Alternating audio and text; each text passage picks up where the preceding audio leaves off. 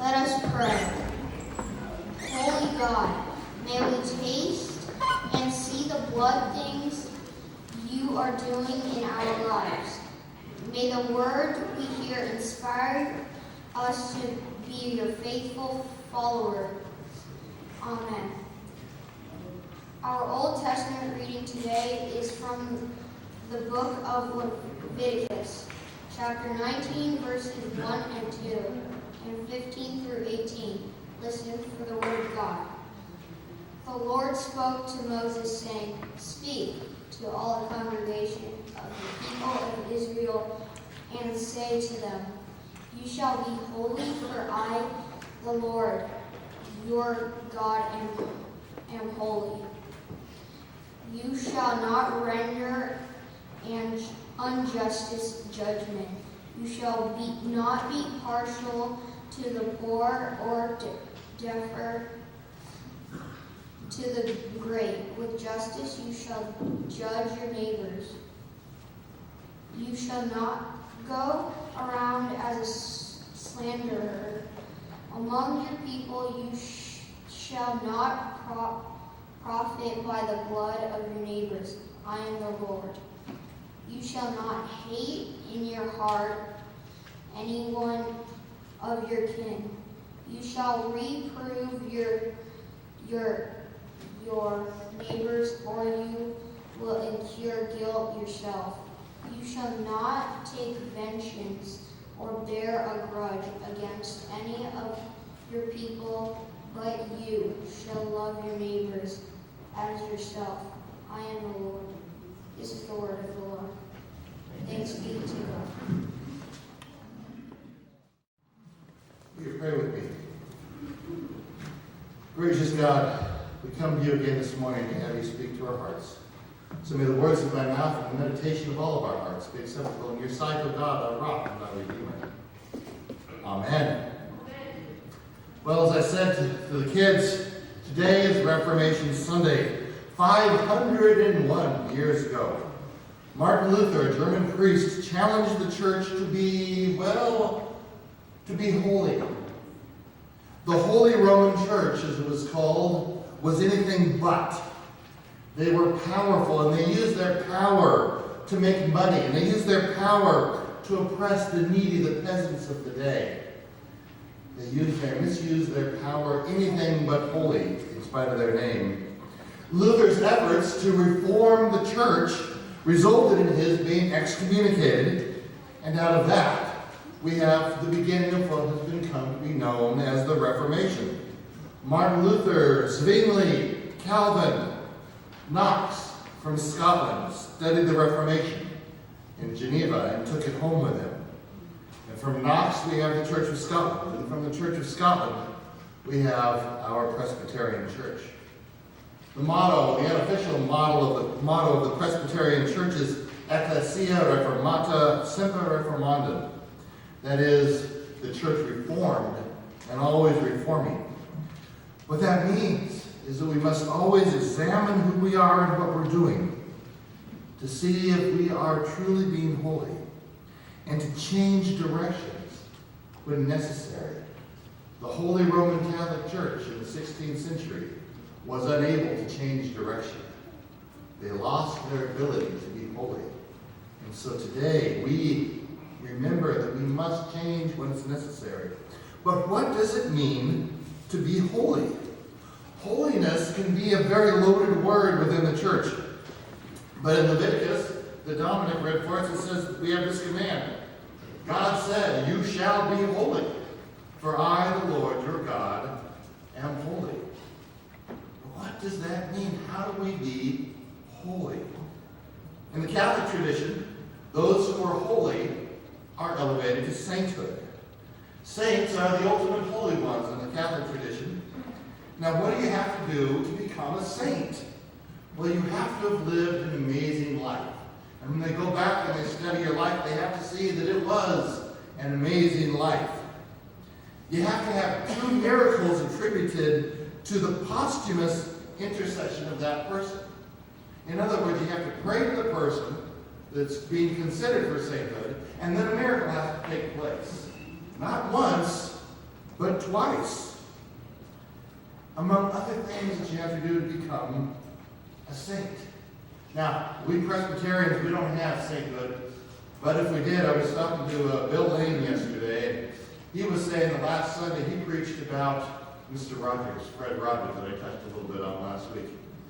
And I think if we had Presbyterian saints, it would be St. Fred Rogers, the gentle.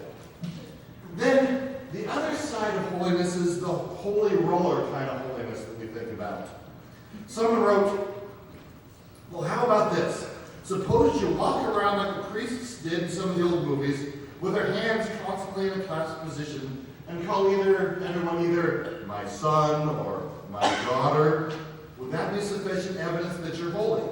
Or how about if you wore a cross around your neck and constantly carried a Bible? Or you got rid of all your t-shirts with funky sayings on them and switched to religious token t-shirts? Or maybe if you dressed like a prairie chic or Amish drab. How about if you prayed aloud in public places? Would that make you holy?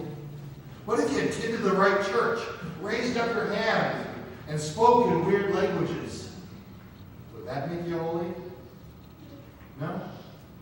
Leviticus is a book of holiness laws. The whole book of Leviticus is how to be holy, how to become a holy people. Much of the book revolves around the practices of worship and of communal living. And some of those laws are very strange and very esoteric. Journalist A.J. Abrams from Esquire magazine wrote a book called A Year of Living Biblically. He says that he was a non-practicing Jew. He quips in the book, I am as Jewish as Olive Garden is Italian. And his journalistic style, he says, was to try to do something completely for a period of time to see how it works. For example, he says that he outsourced his life for a month. He hired somebody in another country to answer his phone calls, to write his emails and read his emails. He said that he even read his children bedtime stories to his son.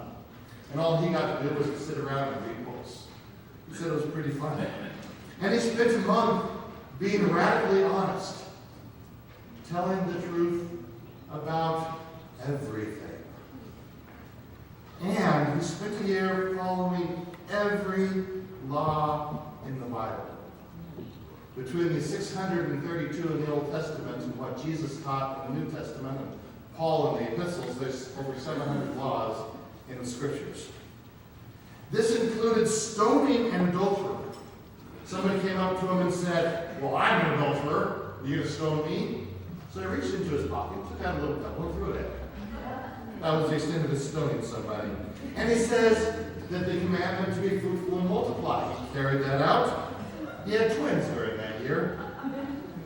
He says that his year of living biblically, of trying to follow every law in the Bible to the letter, was a life-changing experience. And he says at the end of this book that he says you have to pick and choose what laws you're going to follow when you follow those scriptures. Yeah, he calls it cafeteria Christianity. Pick and choose which ones you're going to pick. Sometimes we're accused of being cafeteria Christians. But he writes this, it's about choosing the parts of the Bible about compassion, about tolerance, about loving your neighbor, as opposed to those about homosexuality as a sin or intolerance or violence, which are very much in the Bible as well. So if we are to find meaning in this book, we really have to engage it, and we have to wrestle with it. The essence of holiness doesn't mean following every little law in the Bible, going to the right church, dressing in the right clothes. I'm wearing a kilt this morning. There are those who would consider that cross-dressing and condemn me for that. It's not, by the way, is it, David? No. The essence of holiness is this. Jesus quotes Leviticus when he, in the book of Mark and elsewhere in the Gospels, love the Lord your God with all your heart and your soul and your mind. And love your neighbor as yourself. He's quoting Leviticus. Love your neighbor as yourself. Leviticus tells us how to do that. Be just.